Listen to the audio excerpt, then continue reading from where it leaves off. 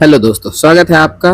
BPSC के लिए हम लोग पेपर 2 के लिए पॉलिटी पढ़ रहे थे और पॉलिटी के लिए जो है सो हम लोगों ने प्रस्तावना शुरू किया था। प्रस्तावना में हम लोगों ने पहला क्लास लिया था जिसमें प्रस्तावना क्या है और उसके ऐतिहासिक क्या महत्व है इसके बारे में हम लोगों ने देखा था। और इसके अलावा हम लोगों ने प्रस्तावना के विभिन्न तत्व स्रोत या प्रस्तावना क्या बताती है इसके बारे में भी चर्चा किया था। आज हम इन्हीं बिंदुओं को आगे बढ़ाते हुए दूसरा क्लास शुरू करते हैं। अगर आपने पहला क्लास नहीं देखा है तो उसे देखेंगे। चलिए शुरू करते हैं। प्रस्तावना में हम लोगों ने देखा कि उसके पहले तत्व हैं शक्ति के स्रोत। प्रस्तावना शक्ति के स्रोत का जिक्र करती है और क्या बताती है, भारतीय संविधान को भारत की जनता द्वारा अंगीकार और स्वीकार किया गया है। भारतीय संविधान में शक्ति जनता में निहित है, संप्रभुता भी जनता में निवास करती है, क्योंकि प्रस्तावना हम भारत के लोग से शुरू होती है। देखिए दोस्तों, आपको बताना होगा कि भारतीय संविधान में शक्ति के स्रोत क्या है। शक्ति के स्रोत क्या है? अगर इस तरह के क्वेश्चन आता है तो हमें बताना होगा कि भारतीय संविधान की प्रस्तावना जो है उसकी शुरुआत ही होती है हम भारत के लोग से, हम भारत के लोग से। और भारतीय संविधान को जो है भारत के जनता के द्वारा स्वीकार और अंगीकार किया गया है। अप्रत्यक्ष रूप से जो है संविधान सभा ने मतलब कि इसको स्वीकार या अंगीकार किया, लेकिन संविधान सभा के जो सदस्य थे वो जनता के द्वारा निर्वाचित थे अप्रत्यक्ष रूप से। इसलिए ये जो स्वीकार या अंगीकार किया गया है ये भारत की जनता के द्वारा स्वीकार किया गया है और इस तरह से शक्ति के स्रोत के रूप में भारत की जनता है। नेक्स्ट तत्व है कि अब प्रस्तावना के क्या उद्देश्य हैं, प्रस्तावना के क्या आदर्श हैं। तो आदर्श क्या है, हमने बताया था पहली क्लास में कि SSSDR, ठीक है, जिसमें पहली है संप्रभुता। संप्रभुता क्या है, इससे क्या तात्पर्य है? दोस्तों, संप्रभुता का तात्पर्य है कि कोई राष्ट्र अपने आंतरिक और बाह्य मामलों में किसी बाहरी हस्तक्षेप के बिना निर्णय लेने के लिए स्वतंत्र हो, है ना। कोई भी राष्ट्र, कोई भी देश अपने आंतरिक मामले, देश के अंदर के जो भी मामलात हैं उसमें, और बाह्य मामले यानी देश के बाहर के जो भी फैसले लेने हो उसके लिए अगर वो स्वतंत्र है तो हम लोग कहेंगे कि इसकी संप्रभुता है या यह राष्ट्र संप्रभु है। अब देखिए, क्या भारत अपने आंतरिक मामलों के लिए स्वतंत्र है? वो अपने देश में किसी भी मामलों के लिए निर्णय ले सकते हैं। जैसे जम्मू कश्मीर को जो है सो विशेष राज्य का दर्जा छीनकर उन्हें यूटीज के रूप में बदलना। इसके अलावा जैसे नोट को 1000 रुपये के नोट को बंद कर देना, ठीक है, 2000 के नोट को लाना। ऐसे सारे जो फैसले लेते हैं भारत सरकार लेती हैं, क्या वो किसी के दबाव में या किसी के मशवरे पर लेती हैं? नहीं, भारत सरकार इसके लिए पूर्ण स्वतंत्र है कि वो अपने आंतरिक मामलों के लिए सारे फैसले ले। इसी तरह बाह्य मामलों के लिए भी भारत सरकार पूरी तरह से स्वतंत्र है। किस देश के साथ कैसा रिलेशन रखना है या नहीं रखना है, ये सारे डिपेंडेंसी किस पर है? हमारे अपने ऊपर निर्भर करती है। इसलिए कहा गया कि भारत अपने आंतरिक और बाह्य मामलों में पूर्णतः स्वतंत्र राष्ट्र है और पूर्ण रूप से क्या है? संप्रभु है। यानी कि संप्रभुता का तात्पर्य यह है कि जब कोई राष्ट्र अपने आंतरिक और बाह्य मामलों में फैसले स्वयं करती हो और इसके लिए वो स्वतंत्र हो, वो किसी के दबाव में ना हो, तो ऐसे राष्ट्र को हम लोग संप्रभु राष्ट्र कह सकते हैं और इसे ही संप्रभुता कहा जाएगा। चलिए, उम्मीद है आपको बात समझ में आई होगी। दोस्तों, अगर आप चैनल पर पहली बार हैं तो चैनल को सब्सक्राइब करें और इसके अलावा जो है बीपीएससी मेंस के इसके विषय के अलावा जो है सो पीटी के लिए जो है सो हम ज्ञान बिंदु जीएस एकेडमी के जो नोट्स हैं मॉडर्न हिस्ट्री का, उसको भी हम करवा रहे हैं ऑब्जेक्टिव के रूप में, तो आप उसे भी देखेंगे। ज्ञान बिंदु अपने आप में एक ब्रांड है और आप जानते हैं कि ऑब्जेक्टिव क्वेश्चन उससे ज़्यादा संग्रह किसी और के पास नहीं है, तो उसका आप चैनल को सब्सक्राइब कर लेंगे और वहां जाकर देखेंगे आप चैनल पे, तो आपको पीटी के लिए वहां ऑब्जेक्टिव मिल जाएंगे। नेक्स्ट है वैश्वीकरण या भूमंडलीकरण के दौर में संप्रभुता। दोस्तों, अब संप्रभुता की तो बात हम लोग समझे कि अगर कोई देश आंतरिक और बाह्य मामले में अगर सारे फैसले लेने के लिए स्वतंत्र है तो वो संप्रभु है। अब क्वेश्चन ये है कि क्या वैश्वीकरण जो हुआ या भूमंडलीकरण जो हुआ, इस दौर में संप्रभुता का क्या अर्थ है? क्या ये इफेक्टेड हुआ है ना, इसमें इस पर इसका कोई प्रभाव पड़ा? इसके बारे में हम लोग जानते हैं। शीत युद्ध के बाद यानी कि 1945 से 1991 तक के ईस्वी के बाद, इस ईस्वी में इस ड्यूरेशन में जो है शीत युद्ध हुआ था, ठीक है। भूमंडलीकरण का दौर आया। अब 1991 से यानी 1990 का जो दशक है, अब यहाँ पे भूमंडलीकरण ने जोर दिया। भूमंडलीकरण क्या है? तो भूमंडलीकरण एक ऐसी प्रक्रिया है जिसमें पूरा विश्व एक गांव के रूप में बदल गया, एक ग्लोबल विलेज, पूरा विश्व एक मार्केट की तरह उभर कर आया। कोई भी देश किसी भी देश से व्यापार करे, यानी कि ये ऐसा हो गया कि जैसे पूरा देश एक गांव है। आप एक गांव में एक दूसरे से ट्रेड कर सकते हैं, मिल सकते हैं, वैचारिक, सांस्कृतिक, व्यापारिक सारे तरह के जो है सो मतलब कि आदान प्रदान जो है होने लगा। इसी को कहा गया क्या? भूमंडलीकरण। तो भूमंडलीकरण, शीत युद्ध के बाद क्या हुआ? भूमंडलीकरण हुआ। और इस भूमंडलीकरण में अंतर्राष्ट्रीय संस्थाएं जैसे WHO, World Health Organization, WTO, World Trade Organization, UNO, World Bank, राष्ट्रों की नीति निर्माण और निर्णय की प्रक्रिया को प्रभावित करता है। देखिए, जब भूमंडलीकरण हुआ, जब पूरा विश्व एक गांव के रूप में बदल गया, जब आदान प्रदान चीजों की इतनी ज्यादा होने लगी, तो ऐसे में जरूरत थी कि कुछ ऐसे संस्थाएं बने जो अंतर्राष्ट्रीय तौर पर सारे देश के इन गतिविधियों को कंट्रोल कर सके, और ये जरूरी भी था। तो क्या क्या बना? WHO, WTO, UNO, ये सारी संस्थाएं, वर्ल्ड बैंक, ये सारी संस्थाएं अब क्या होने लगी? सक्रिय होने लगी। इसका महत्व बढ़ गया। अब ये नीति निर्माण में राष्ट्रों को प्रभावित करने लगे कि राष्ट्र किस तरह की नीति बनाएगी जो जिससे पूरे विश्व में इसका इफेक्ट क्या पड़ेगा, इसका ध्यान रखने लगा। और इन संस्थाओं ने अपने दिशा निर्देश जारी करने लगे विश्व के सभी देशों के लिए।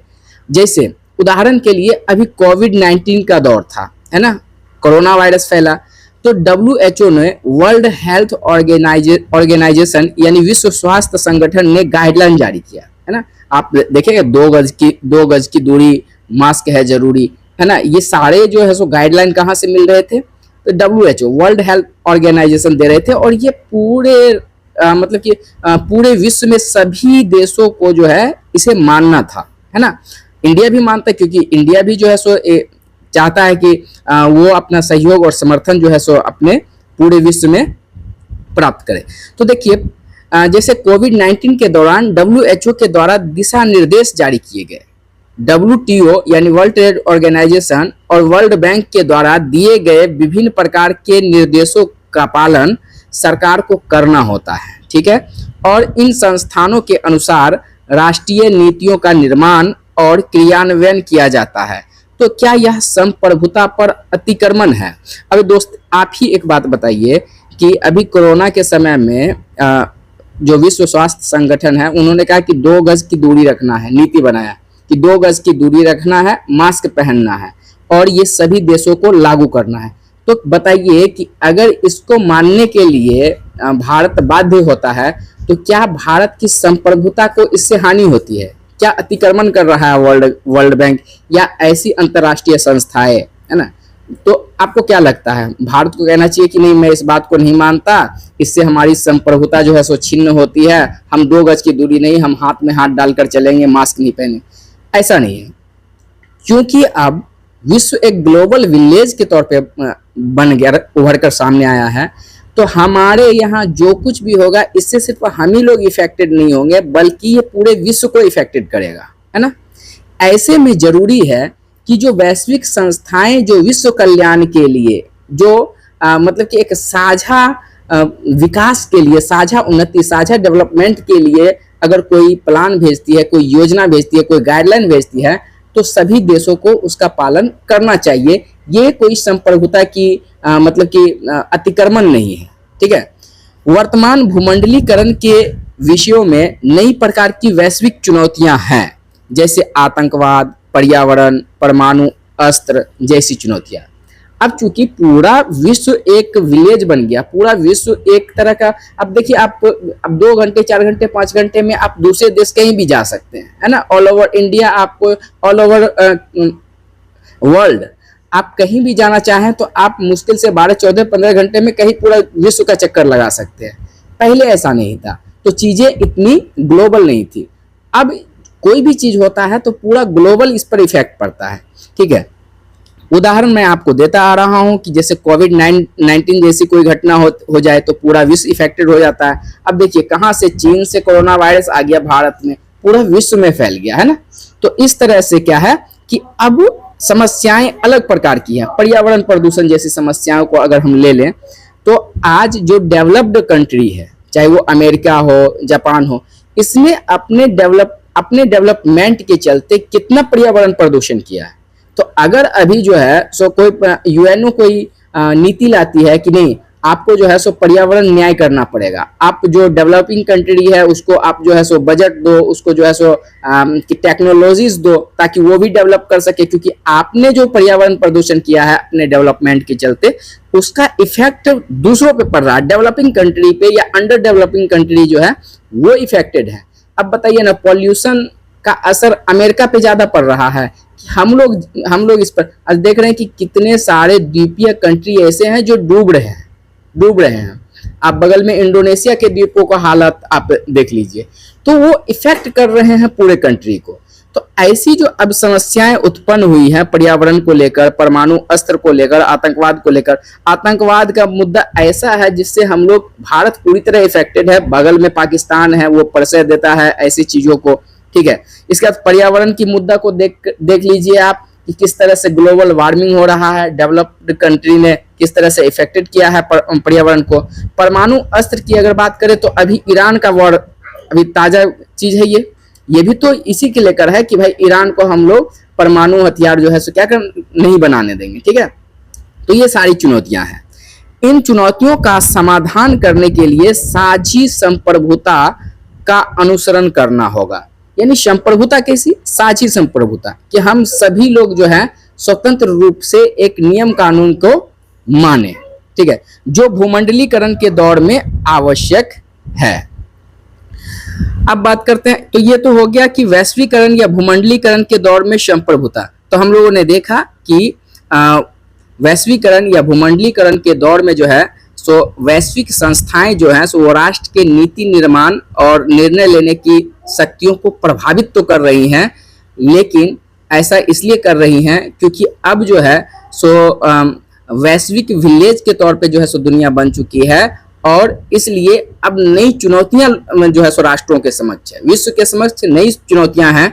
उदाहरण के लिए अपन बताएंगे कि आतंकवाद, पर्यावरण प्रदूषण, परमाणु हथियार जैसी समस्याएं, चुनौतियां हैं, और इन चुनौतियों को मिलकर ही हल किया जा सकता है। और अगर मिलकर हल करना है तो इसके लिए साझी संप्रभुता जैसे मतलब कि अवधारणा विकसित होती है, जो कि भूमंडलीकरण के दौर में आवश्यक है। और ये कोई संप्रभुता का अतिक्रमण भी नहीं है दोस्तों। अब है कि क्या भूमंडलीकरण के दौर में भारत संप्रभु है? भारत संप्रभु है।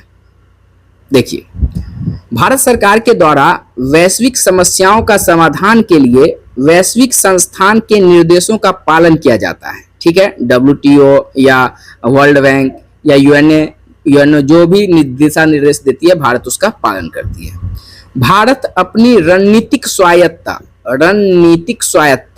है ना को बनाए रखते हुए वैश्विक दायित्व निभाता है, यानी अपनी रणनीति को इफेक्टेड भी नहीं होने देता है, और इसके साथ साथ वो वैश्विक दायित्व को भी निभाता है। अतः वसुधैव कुटुंबकम के सिद्धांत का पालन करता है। अंतर्राष्ट्रीय संस्थानों के द्वारा दिए गए निर्देशों का पालन करते हुए भी अपने राष्ट्रीय हितों को प्राथमिकता देता है, ठीक है। भारत क्या करता है कि अंतर्राष्ट्रीय दिशा निर्देशों का पालन करते हुए भी राष्ट्रीय हितों को क्या करता है? प्राथमिकता देता है। सभी अंतर्राष्ट्रीय संस्थाओं की सदस्यता भारत ने स्वेच्छा से ग्रहण की है, ना कि यह सदस्यता बाध्यकारी है। अतः भूमंडलीकरण के दौर में भी भारत पूर्ण रूप से संप्रभु राष्ट्र है।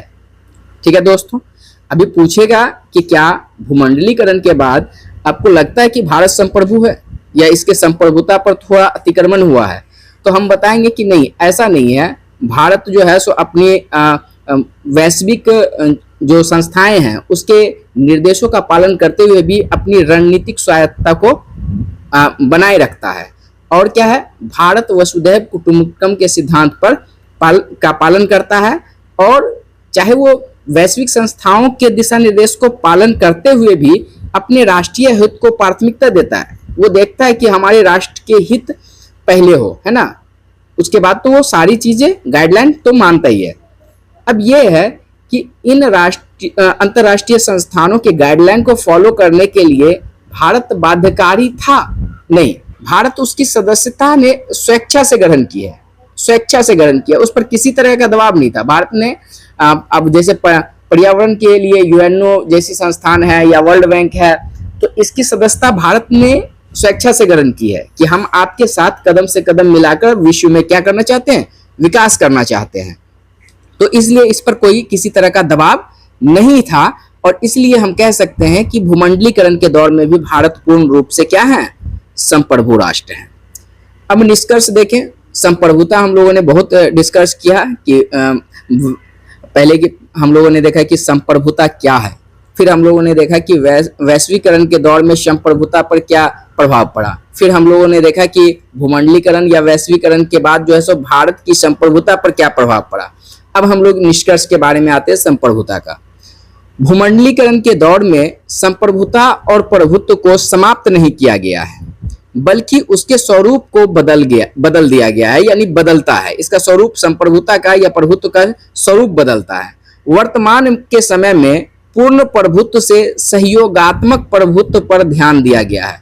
अब देखिए, एक टर्म है पूर्ण प्रभुत्व, और इससे कहां बदल गया है, सहयोगात्मक प्रभुत्व, है ना, क्योंकि सहयोग के साथ ही क्या है, अस्तित्व है। सहयोग के साथ क्या है, अस्तित्व है। चलिए, तो हम लोगों ने संप्रभुता पढ़ा, संप्रभुता। अब हम लोग पढ़ेंगे समाजवाद। समाजवाद, है ना, समाजवाद क्या है? तो समाजवाद एक इस प्रकार की विचारधारा है। तो पहले तो ये समझ में आया कि समाजवाद एक विचारधारा है जिसमें कोई राष्ट्र अपनी नीतियों का निर्माण गरीबी, कल्याण और समानता को समाप्त करने के लिए करता है। इस प्रकार के मॉडल को समाजवादी मॉडल कहा जाता है। कुल मिला के बात यह है दोस्तों कि समाजवाद एक ऐसी अवधारणा है, एक ऐसी सोच है, एक ऐसी विचार है जिसके तहत सरकार अपने नीति निर्माण में इस बात का खासा ध्यान रखती है कि उनके नीतियों से गरीब का कल्याण हो, असमानता समाप्त हो समाज में, और जो वंचित वर्ग है उनका उत्थान हो सके, है ना। तो इस विचार को क्या कहा गया, समाजवाद कहा गया। भारत में समाजवाद, भारतीय संविधान में समाजवाद के तत्व और विचारधारा पहले से ही थे, यानी कि मूल संविधान जब बना था तब से जो है सो इस संविधान में समाजवाद की विचारधारा निहित थी, है ना। जैसे नीति निर्देशक तत्व के अनुच्छेद 41, 42, 43 etc। अब देखिए, अब जब आप पढ़ते हैं नीति निर्देशक सिद्धांत के अनुच्छेद 41, 42, 43 को, तो इसमें हम पाते हैं कि किस तरह से काम की न्यायोचित दशाएं और निर्वाह मजदूरी, कुटीर उद्योग आदि जैसे प्रावधान देखने को मिलते हैं, ठीक है। और ये सब कैसी विचारधारा है, समाजवाद, है ना। क्योंकि समाजवाद ऐसे, अब हम लोगों ने क्या है समाजवाद में कि ऐसा योजना बनाए सरकार, या समाजवाद एक ऐसी विचारधारा है जो गरीबों के उत्थान की बात करता है, गरीबों के कल्याण की बात करता है, वंचितों के कल्याण की बात करता है, समानता की बात करता है। तो इन अनुच्छेदों में सरकार यही तो प्रावधान कर रही है कि लोगों को काम मिले, लोगों को मजदूरी मिले, लोगों को कुटीर उद्योग को बढ़ावा मिले। ये सब गरीबों के उत्थान की ही बात तो करता है। तो इस तरह से ये सब संविधान में, मूल संविधान में ये सारे तत्व थे। इसीलिए समाजवाद जैसा कोई डायरेक्ट शब्द संविधान में उस समय मूल संविधान में नहीं दिया गया था, परंतु संविधान की प्रस्तावना में 42वें संविधान संशोधन 1976 के माध्यम से समाजवाद शब्द को जोड़ दिया गया। तो दोस्तों देखिए, मूल संविधान में समाजवाद जैसे तत्व या जैसे सिद्धांत निहित तो थे, लेकिन 42वें संविधान संशोधन 1976 के द्वारा डायरेक्ट प्रस्तावना में ही समाजवाद शब्द को जोड़ दिया गया। यानी कि अब संविधान में समाजवाद शब्द को जोड़ देने का अर्थ यह है कि भारतीय संविधान ऐसी विचारधारा को खुलकर प्रोत्साहन देगी जो गरीबों के उत्थान के लिए हो, जो वंचितों के उत्थान के लिए हो, जो सामाजिक न्याय के लिए हो, जो सामाजिक समानता के लिए हो, इसका खुलकर प्रमोट करी। अब देखिए, भारतीय समाजवाद का स्वरूप कैसा है? तो भारतीय समाजवाद लोकतांत्रिक समाजवाद है। कैसा समाजवाद है? लोकतांत्रिक समाजवाद है, जिसमें गांधीवाद और मार्क्सवाद का मिश्रण न देखने। देखिए, गांधीवाद मतलब कि विचारधारा या गांधीवादी समाजवाद देखने को मिलता है, मार्क्सवाद देखने को नहीं मिलता है, क्योंकि भारतीय समाजवाद में समानता जो है, भारतीय समाजवाद में समानता हिंसा, वर्ग संघर्ष और क्रांति के माध्यम से स्थापित न करके लोकतांत्रिक माध्यमों जैसे चुनाव के माध्यम से समानता स्थापित की जाती है। अतः भारतीय समाजवाद में मार्क्सवाद की तरह हिंसा और क्रांति का पालन नहीं किया गया है। मार्क्सवाद क्या कहता है कि भाई अमीरों के पास है, छीन लो, चलो सब मिलके सारे गरीब एक जगह इकट्ठा हो जाओ, चलो अमीरों से छीन लेते हैं, ठीक है, क्रांति कर देते हैं, मारते हैं उनसे। लेकिन गांधीवादी समाजवाद एक ऐसा समाजवाद का विचारधारा है जिसमें गांधी जी क्या कहते थे कि भाई अमीरों का क्या करेंगे, हृदय परिवर्तन कर देंगे, बोलेंगे कि जितना आपकी आवश्यकता है उतना आप अपना समझिए, बाकी क्या कीजिए, आप गरीबों का है वो चीज गरीबों को दे दीजिए, ठीक है, हृदय परिवर्तन कर देंगे। तो भारतीय समाजवाद मार्क्सवाद नहीं है, मार्क्सवाद की विचारधारा अलग थी, वो क्रांति की बात करता था। गांधीवादी विचारधारा क्या बात करती है? हृदय परिवर्तन की बात करती है। तो भारतीय समाजवाद किस तरह का है? क्या मार्क्सवादी समाजवाद है? नहीं, यह गांधीवादी समाजवाद है, यह लोकतांत्रिक समाजवाद है, जहां समानता स्थापित किससे किया जाएगा? चुनाव से किया जाएगा। इंदिरा गांधी, अब देखिए समाजवाद को लेकर इंदिरा गांधी ने क्या स्टेटमेंट दिया। इंदिरा गांधी ने कहा कि भारतीय समाजवाद अपने प्रकार का समाजवाद है, जिसमें निजी और सार्वजनिक दोनों प्रकार की संपत्ति का अस्तित्व देखने को मिलता है। निजी और सार्वजनिक दोनों प्रकार के संपत्ति का अस्तित्व देखने को मिलता है। इंदिरा गांधी कह रही है कि भारतीय समाजवाद अपने ही प्रकार का एक समाजवाद है, जिसमें निजी और सार्वजनिक दोनों प्रकार के संपत्ति का अस्तित्व देखने को मिलता है। दोस्तों, हम लोग जब इकोनॉमिक पढ़े होंगे तो हम लोगों ने अर्थव्यवस्था में पढ़ा होगा, एक समाजवादी अर्थव्यवस्था, दूसरा पूंजीवादी अर्थव्यवस्था और तीसरा मिश्रित अर्थव्यवस्था। और मिश्रित अर्थव्यवस्था में हम लोगों ने भारत को देखा होगा, समाजवादी में हम लोगों ने रूस वगैरह को देखा होगा, ठीक है, पूंजीवादी में अमेरिका इत्यादि को देखा होगा। क्या था? पूंजीवादी एक ऐसी अर्थव्यवस्था थी जहां उत्पादन के सारे साधन किस पर? पूंजीपति पर, बाजार पे छोड़ दिया गया था कि भाई आप चाहो जो प्रोडक्शन करो, जैसे बेचो। और समाजवादी अर्थव्यवस्था में क्या किया गया था कि सारे जो उत्पादन के साधन सरकार अपने हाथ में ले लेती थी, ठीक है, कि भाई अपन बनाएंगे, अपन बेचेंगे, अपन जो है सो रेट सेट रखेंगे, और इस पे पूंजीपति वर्ग का कोई योगदान नहीं है ना, कोई अंबानी अडानी का कोई मतलब नहीं है, हम सब कुछ करेंगे, सरकार सब कुछ करेगी, ये बनाएगी, बेचेगी और अपने हिसाब से रेट रखेगी। और पूंजीवादी में क्या था कि सारे अंबानी अडानी को दे दो, वो जैसे चाहे मार्केट को हैंडल करे। और मिश्रित अर्थव्यवस्था में ये था कि कुछ सरकार अपने अंदर रखेंगी, कुछ पूंजीपति को दे देंगी, जैसे कुछ अंबानी अडानी जी के पास रहेगा और कुछ सरकार खुद से निर्माण करेगी और उसका संचालन करेगी। ये मिश्रित था। तो भारतीय समाजवाद में तो पूर्ण रूप से उत्पादन के साधनों पे सरकार का हक हो जाता है, सरकार सब कुछ अपने अंडर में ले रहती है। लेकिन यहाँ इंडिया में ऐसा नहीं है। इंडिया का समाजवाद, इसीलिए तो इंदिरा गांधी कह रही है कि यह अपने प्रकार का समाजवाद है। ऐसा नहीं है कि यहाँ सब कुछ सरकार के अंडर कंट्रोल है। इसमें निजी और सार्वजनिक दोनों प्रकार की संपत्ति का अस्तित्व देखने को मिलता है। ये एक तरह की, आपको नहीं लगता कि एक मिश्रित अर्थव्यवस्था जैसी बात है? यहाँ समाजवाद है। समाजवाद इसलिए है कि यहाँ सरकार चाहती है कि लोगों का कल्याण हो, वंचितों का कल्याण हो। लेकिन इसका मतलब ये नहीं है कि सब कुछ सार्वजनिक हो जाए, निजी क्षेत्र का भी इसमें क्या होगा, योग होगा, इसलिए ये अपने प्रकार का एक समाजवाद है। सर्वोच्च न्यायालय ने क्या कहा समाजवाद को लेकर? सर्वोच्च न्यायालय के अनुसार भारतीय समाजवाद, सर्वोच्च न्यायालय ने डीएस नकारावाद में कहा कि भारतीय समाजवाद सिर्फ एक विचारधारा नहीं है, बल्कि यह एक नीति के तौर पर है। यह नीति है, सिर्फ एक विचारधारा नहीं बल्कि एक नीति है ना। भारतीय समाजवाद का उद्देश्य धन का संकेंद्रण नहीं होना, है ना। भारतीय समाजवाद का उद्देश्य है कि धन का संकेंद्रण ना हो, यानी कि धन किसी एक आदमी के पास इकट्ठा ना हो जाए, है ना। ऐसा नहीं हो कि कुछ ही लोगों के पास सारा धन इकट्ठा हो जाए और बाकी सारे लोग गरीब हो जाए। दूसरा है कि समाज में समानता स्थापित करना, समाज में समानता स्थापित करना, वंचित और शोषित वर्ग का कल्याण करना, ठीक है। इसके अलावा एक केस है Balram Singh versus union of India. इसमें सर्वोच्च न्यायालय ने भारतीय समाजवाद को कल्याणकारी राज्य से माना है, भारतीय समाजवाद को कल्याणकारी राज्य से माना है, जो सबको समाज में समान अवसर प्रदान करता है और निजी क्षेत्र को भी नहीं रोकता है, ठीक है। तो ये दो केस हैं, एक डीएस नकारावाद और एक Balram Singh versus union of India, ये याद रखेंगे। और इसमें क्या कहा गया ये भी याद रखेंगे। नेक्स्ट है कि भारत में समाजवाद का उद्देश्य क्या है। क्वेश्चन आएगा कि भारत में समाजवाद का क्या उद्देश्य है, तो हम बताएंगे कि समाज में समानता स्थापित करना है, सामाजिक न्याय को स्थापित करना। देखिए ये दोनों पॉइंट लग रहा होगा आपको एक जैसा, लेकिन है नहीं। ये एक लक्ष्य के रूप में है कि समानता स्थापित करना है, और ये क्या है, ये एक माध्यम के रूप में है। कैसे? सामाजिक न्याय के जब मिलेगा तो क्या होगी, समानता स्थापित होगी। तो दोनों अलग अलग चीजें हैं।